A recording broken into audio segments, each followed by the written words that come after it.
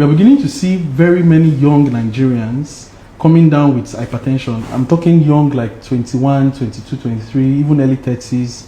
When I was in medical school, sorry, it's been many decades ago, you know, hypertension used to be a problem of the like late middle age to the elderly. Yeah, but now even in the clinic, they come to see us, you see they're coming, you see 28, 30 years old, 32 with like severe hypertension. Do you think obesity is one of the problems of it? I know there are other vices, but can you just speak to that, please? Okay, thank you so much.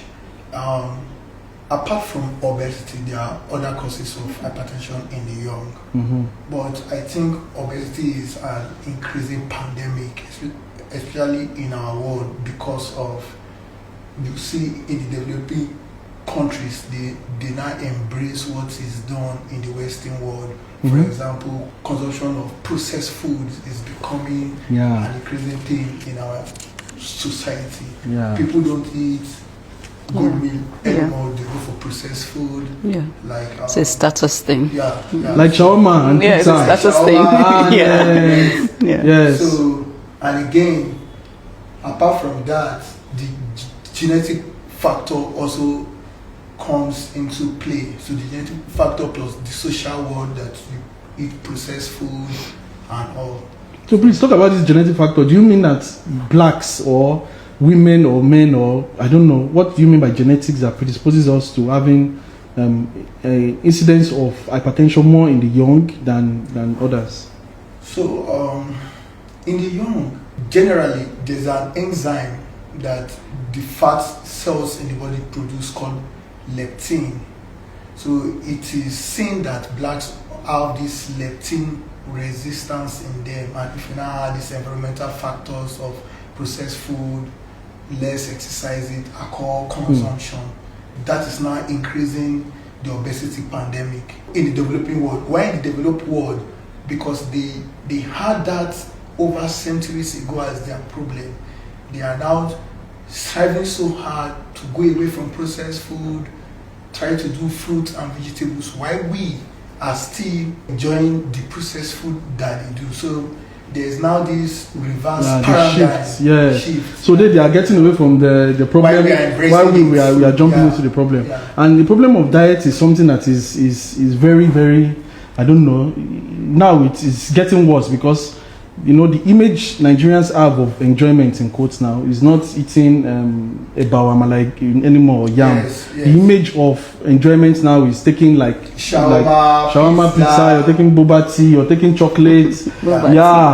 Today I saw someone who anyway, don't let me say too much. Anyway, so chocolate, sweets, biscuits, all sorts of biscuits, because you know people feel that if you have to pay more for something, we are very classist in Nigeria. You know, you're getting more enjoyment. And that takes me to my next question, and it's about visceral and subcutaneous fat. And this one is very dear to me, because I think I was still speaking with Dr. Anireto before we started, that, you see, we call something apple shape. An apple-shaped human being is someone who is generally round, and we have a pear-shaped human being, someone who has a thin waist and maybe has some pelvis, which is common in African women. And one of the misconceptions, I've spoken about this a lot on our page, is that some people wrongly go to the plastic surgeon. Okay, someone has a pear-shaped, a lot of visceral fat. They want to lose, they feel that they want to lose weight, they go to the plastic surgeon. The plastic surgeon sucks a little bit, but they still maintain that pear shape. That visceral fat is still there. So now I just want you to tell us the implications of having excessive visceral fat, that is a pear-shaped person, as opposed to the apple-shaped person, compared to someone who has just a lot of subcutaneous fat in terms of cardiovascular impact. Well, the apple shape that you talk about and the pear shape, I'm not a surgeon, so I don't. But it's okay. We just talk about visceral fat and the effect on the heart. For decades, there have been a problem with visceral fat. Visceral fat means fat inside you. So, just like as I talk about leptin, the visceral fat try to create this leptin resistance. So even if you look fat, you have this feeling of hunger and eating more. So apart from that, the visceral fat also compress on your internal organs, and you see them having what is called sleep apnea at night. You will not know your oxygen level is low. because the visceral fat compress on the internal organs and your oxygen level is low to your organs, and that will cause a lot of effect on the heart. The heart thinks that it's not pumping blood enough because the oxygen is low, and it tries to enlarge. So one of the early effects of visceral fat on the heart is the heart get bigger, the walls get thicker, and that's, I think call it hypertrophy, yeah? that is what is called left ventricular hypertrophy. And once left ventricular hypertrophy sets in, it signals a cascade of events that will lead to heart failure or sudden death. Because if at night you have several episodes of apnea, the next thing is to throw an arrhythmia and you just hear a story. Oh, this person was normal, he has not been going to hospital, he do not have anything, and he just suddenly died. Yeah. So most people don't know they have a lot of sleep apneas. Yeah. So in those type of people, when you do a sleep study or possible like a Holter ECG, you will now see so many apnea events at night. So visceral fat is really terrible, and I think we should think about that. Yeah. So let me. I'm not a panelist, but let me come in here. You see, that when they talk about visceral fat, is actually the tummy. Your viscera is your tummy, and then so fat around your heart and all of that. So, and that is why we keep saying that if you are trying to lose weight or you're trying to go for a BBL, whatever, please check your BMI. If your BMI is above 35, you have no business doing BBL or liposuction. You want to see that your tummy is enlarged, because when they do the BBL, they suck the fat under the skin. The fat around your liver is still there, so you've got fatty liver. You have fat around your heart, fat around your kidneys, fat that is distending your diaphragm. So no matter how much liters the plastic surgeon sucks, okay, it does not affect that, and the symptoms are going to worsen. So last question for you, Dr. Akande. You see, when you spoke about the visceral fat, the sleep apnea, you mentioned that it causes hypertrophy, left ventricular hypertrophy, it causes arrhythmias. Are these things reversible? So if someone maybe over time, maybe something they dieted, they exercised, they did surgery, injections, whatever, they lose the visceral fat, will all these changes in the heart, are they reversible? Yes, as long as the changes in the heart has not gotten to the extreme. We all know the extreme, because one of the extreme is heart failure. Right. Okay? But again, because of novel therapies, even if you get to heart failure, there are drugs, and there are also devices and also surgical techniques that can reverse some of those effects. So the earlier it is identified, the better for the patient. Yeah. But when the patient stays for so long and the hypertrophy gets to a point, because the idea about hypertrophy is the cells increasing more than the blood supply.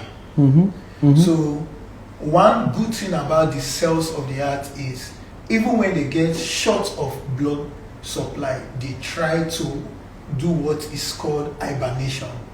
So there's a concept called myocardial hibernation.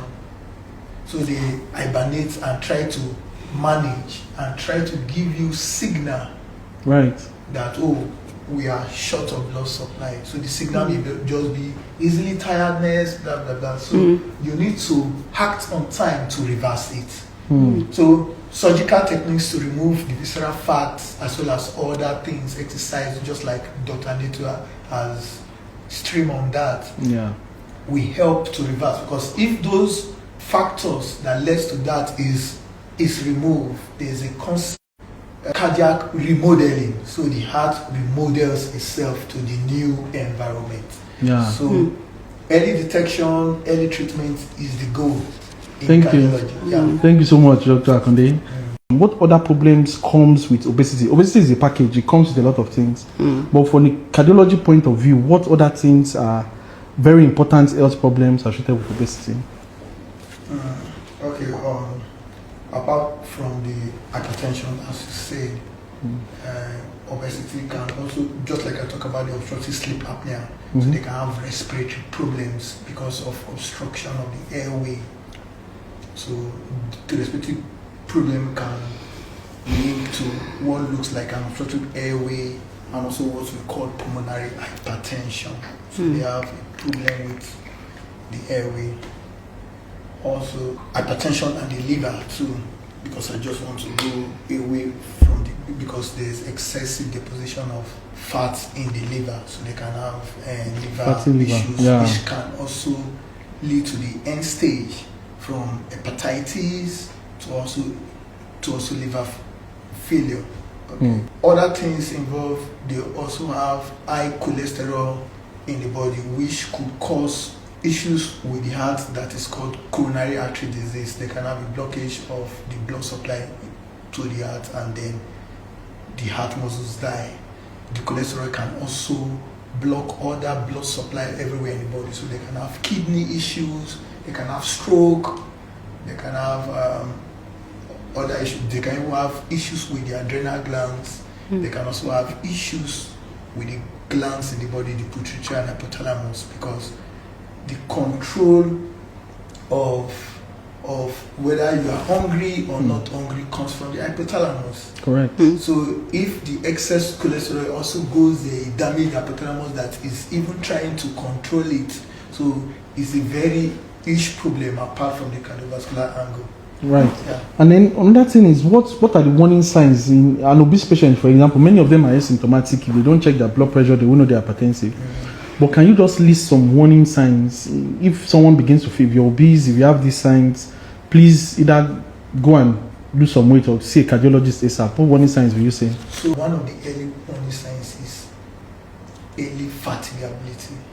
There is no obese individual that cannot tell you that, oh, I'm getting tired easily. They all get it, because obesity is like hypertension, it's like resistance. So imagine the heart that is just small is pumping against a resistance that can be up to maybe more than 100 kg. So you see the effect. So there is always this early tiredness, but somehow adults don't understand they get tired easily, because possible your work schedule do not allow you to exert yourself for you to know that, oh, before I used to climb 3 flights of stairs, but now I just climbed 1. That is very common. Yes, it's they are very tired. common in Canada. Or they attribute it to, and then you're breathless. Breathless. So they will now try to slow their stairs and don't give you that history. So by the time they slow their pace, they may not get tired at the first stairs or the second stairs. So they think they are winning, but they don't know that is a problem. So early tiredness is the early sign. But most of them, because you try to adjust your schedule, they don't report that. So another thing you mentioned correctly is all these things, and one of my biggest worry is that why is it hard for cardiologists to refer people for weight loss therapy? Because this is a general, I'm not attacking you, please. So take it easy. Right. So you see a patient in the clinic, the patient is obese, and then you pump them with drugs. So their BP comes 150, whatever, you will give them amlodipine, you will give them drug for cholesterol. And this is common practice. So I'm not saying you now, okay, let me leave cardiology now. So an average GP, okay, see someone with diabetes type 2 hypertension, the person is obese. So they will give the person amlodipine for the blood pressure, maybe lisinopril. They will give glucophage for the diabetes. They will give atorvastatin or rosuvastatin for the what do you call it? For the cholesterol. They will give them Atrotec and neuro something for the joint pain.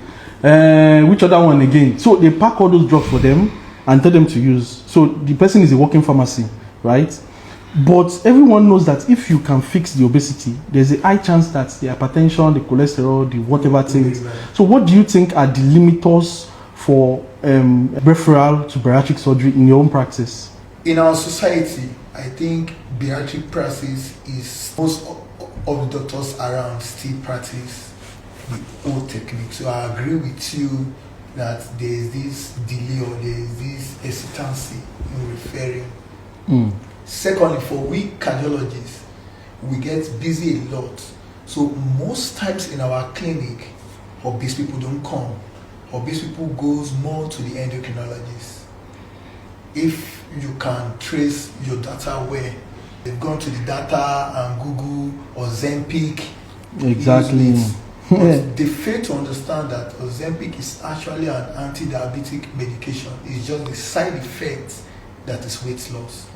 So the weight loss from Ozempic has a lot of issues because it's not every individual that will lose weight, and the weight is not that it's a great. Yeah, and it's not permanent. Yeah. So of course, I don't want, just like as you don't want to label some doctors, I also don't want to label. Now, there's an option for the patient to lose weight. Where why not try the option like bariatrics? Why trying to give them Ozempic that even still have side effect of hypoglycemia and the patient can die? So I think is a welcoming idea that awareness to we physicians. When you see somebody that is morbidly obese, the ideal thing is bariatric. Yeah. Instead of trying to waste time on exercise or drug, because there is no data on any drugs that can lose significant weight. Yeah. Yeah. Okay. Very, very rightly said. Can I say something to that? Please go from on. the family medicine perspective. Thank you. Because I'm not only a psychotherapist. So I agree with both of you, but I want to say, in fairness to family doctors and, endocrinologists, bariatric surgery is not cheap. And a lot of people have, limited resources. So you have to do something about those symptoms. Bariatric surgery is not the first line. So you need to manage the symptoms and then prep the person, educate the person and say, you know what, now that we are here and you're stable, blood pressure is not over the roof, I'm going to hand you over to the bariatric surgeon. So I don't believe it's the first thing that we should do. Yeah, definitely. So it can never be the first thing. And then when it's morbidly. Yes, morbid obesity. Yes. And also telling the patient that, in the temperament now is that hypertension and diabetes are incurable. Once you've got it till the end of your life. Yeah. There's nothing you can do about it. Yeah. But that is not 100% correct. That is true. Because you could have remission of hypertension and type 2 diabetes, not type 1, from significant weight loss, and the most effective tool for giving significant weight loss is bariatric surgery. So I'm just saying that there should be like a funnel, okay? The family physician, endocrinologist, physician sees the patient, stabilizes them, but at least just whisper it to them. Do you want to consider this? Definitely bariatric surgery is expensive everywhere in the world, and that's that one we shall discuss another time. So one more question for Dr. Akande before I come back to Dr. Anireto is that if you have an obese Nigerian, if they could do one thing to limit their cardiovascular risk, so someone is already obese, they've got the risk, but if they could do one thing that is not bariatric surgery, maybe lifestyle, whatever, what do you think they can do to limit the incidence of cardiovascular complication, an obese individual? If it's not bariatric surgery. Not bariatric surgery. I will go for exercise. Okay. Because the idea for drug, especially the dyslipidemic drug, is the blood circulating cholesterol. It's not the adipose tissue. So the concept of giving atorvastatin does not actually reduce the weight. Okay. But exercise has been shown, in addition to your medical therapy, to be very good in. So I will go for exercise, but not unaccustomed exercise, because most people that you talk about exercise, they will not be telling you they walk 10,000 steps, what's the weight, because drastic weight loss too is a problem. So most people also think weightlifting is exercise for reduction. No, it's dynamic. Dynamic is bricks walking, swimming, running. But again, in an obese individual, because they have other comorbidities like osteoarthritis of the knee, they may not be able to do that. So it's a gradual introduction to exercise. Bricks walking 30 minutes, 5 days in a week, and maintain it. And your body's kick starting, but it's going to be in the long run, because diet is also key. What are you looking for in the diet? What do you want them to stop? Are you interested in oily food, definitely junk food, all those things? Is there any particular thing? Yeah, I think junk foods, oily foods should be avoided. Okay. Dr. Akande, do you have anything to tell us? Thank you so much. Is there anything you want to tell us more? Anything we missed? Is there any information you want to give us? Obesity and cardiology, the interactions, is there anything you want to tell us? Well, another angle we can talk about is there's an increased incidence of diabetes from obesity too, because of the resistance to insulin. Right. And diabetes also have an effect on the heart, because once the sugar is not handled, they get stuck to the proteins around the body.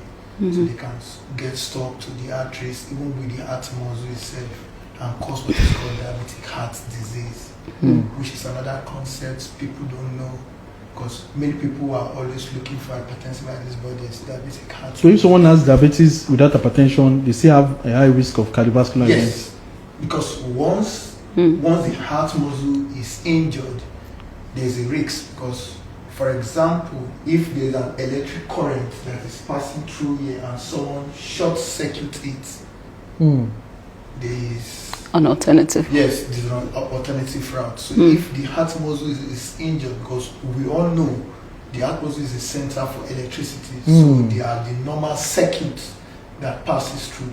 So if something injures the heart and it creates what is called fibrosis, it's creating another part for circuit. current. So it will now move. So they can have arrhythmias, and all of that. VT, and the person dies. Interesting. Yeah. Interesting. Thank you so much.